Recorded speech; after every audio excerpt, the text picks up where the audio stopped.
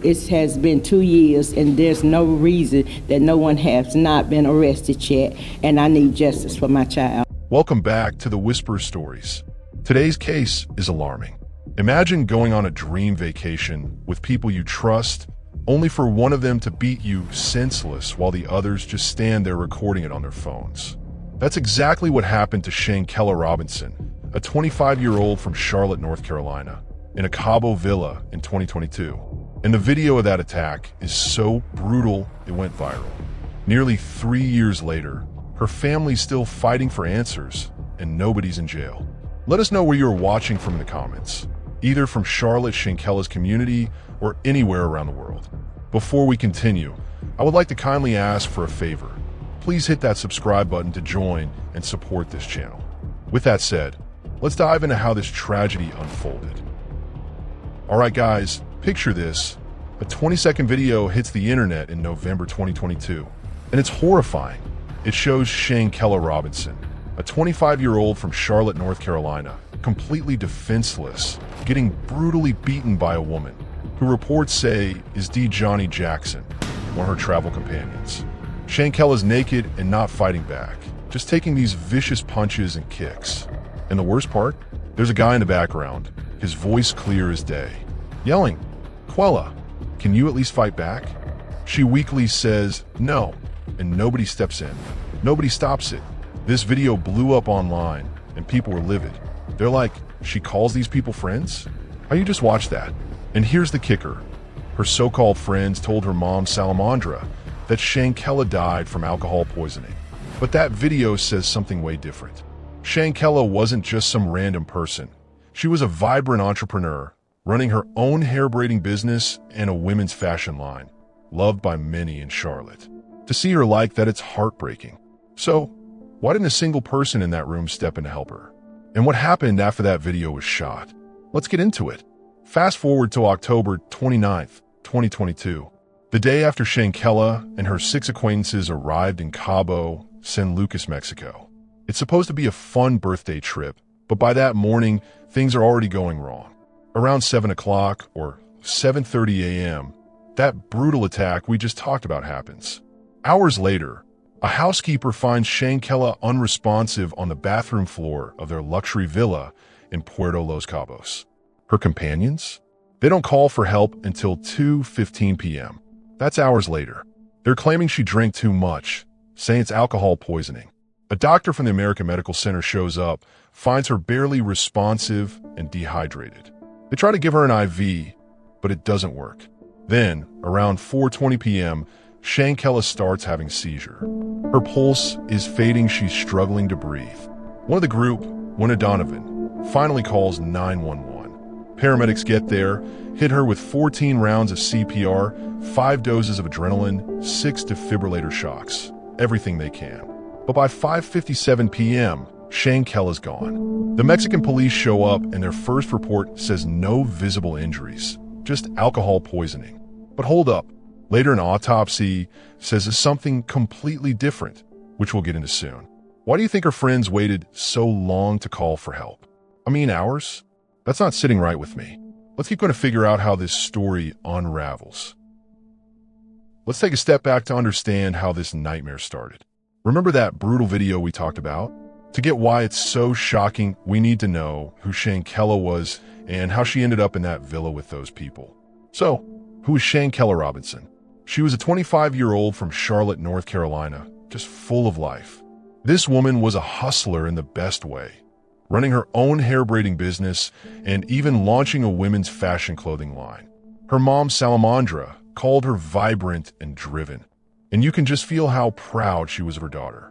She was so excited for this trip to Cabo San Lucas, Mexico, in October 2022, a quick getaway to celebrate a friend's birthday. It was supposed to be all fun and good vibes.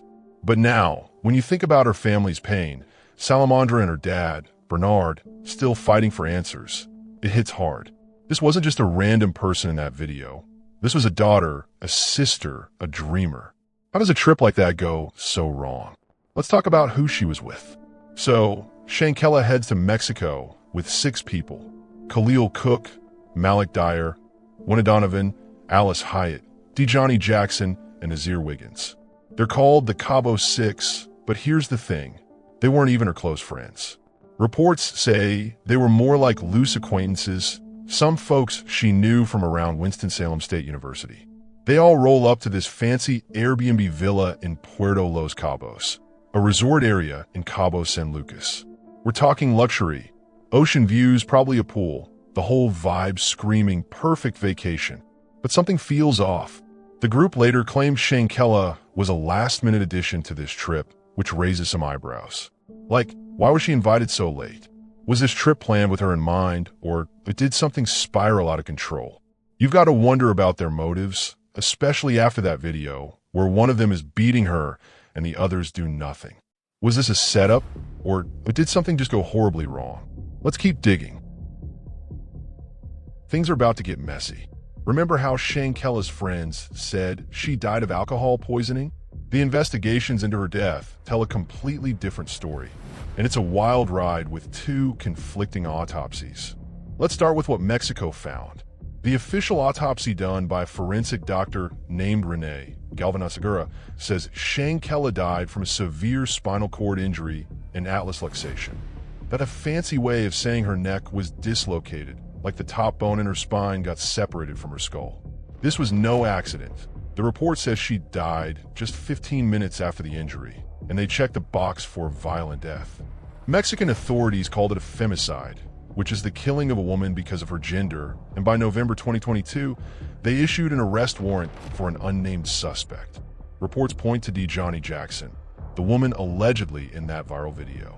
They even asked the U.S. to extradite her, saying, "We've got evidence of a direct attack." But here's where it gets frustrating. The U.S. hasn't done anything with that request. Mexican prosecutors are still pushing, saying it's a priority, but no one's been extradited. Why hasn't the U.S. acted on Mexico's extradition request? It's been years, and nothing's moving. Let's see what the U.S. side says. The FBI got involved on November 18, 2022, right after the video went viral. They sent agents to Cabo, interviewed Shanquella's travel companions, and even looked at a phone from one of them. Nothing useful turned up. Fast forward to April 2023, and the FBI drops a bomb. No federal charges. They say there's not enough evidence to prove crime. The U.S. autopsy done in Charlotte on November 17, 2022, after her body was embalmed, found no spinal injury, just some brain swelling, and called her cause of death undetermined. That's a huge contradiction to Mexico's findings, right? Attorney Sue Robinson, who's been working with Shanquella's family, was furious. She said the FBI dragged their feet, waiting months to investigate, which let evidence dissipate. Like, texts could have been deleted, stories could have been coordinated.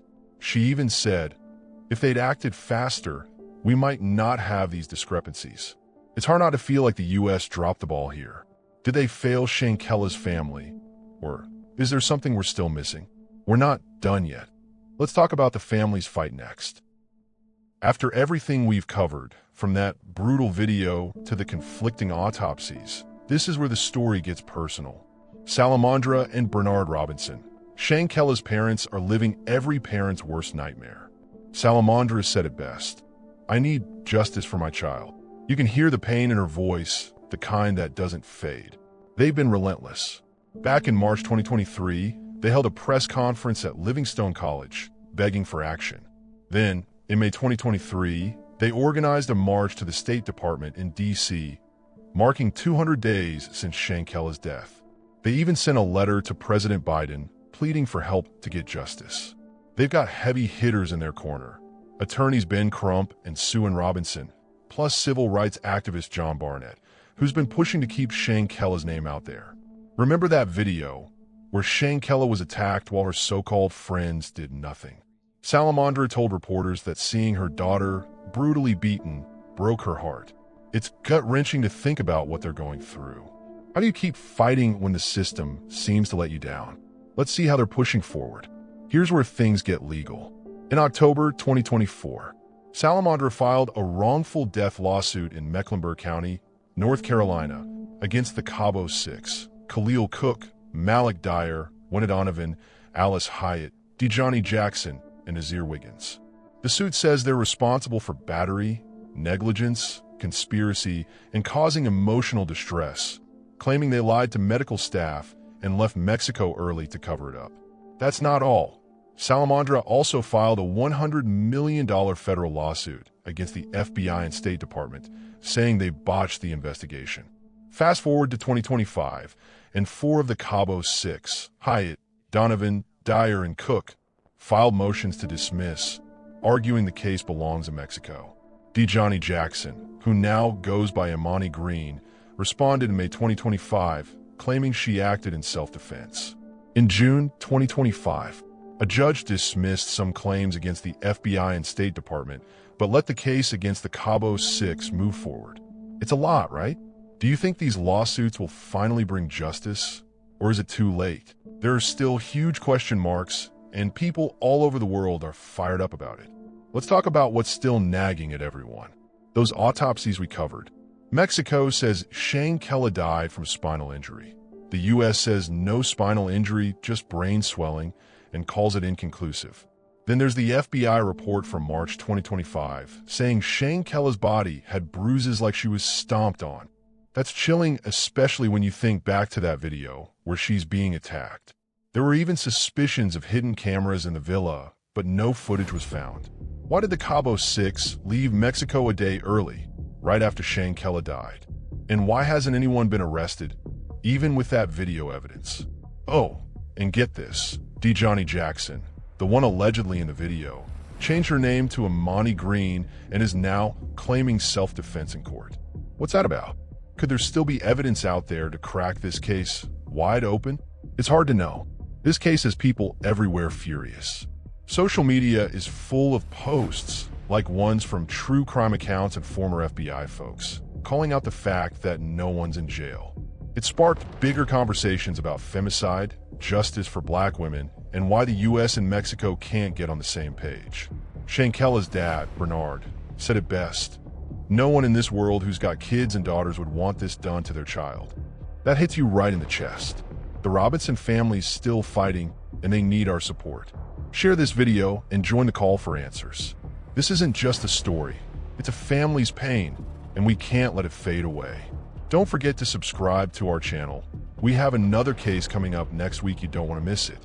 See you in the next. Like and subscribe.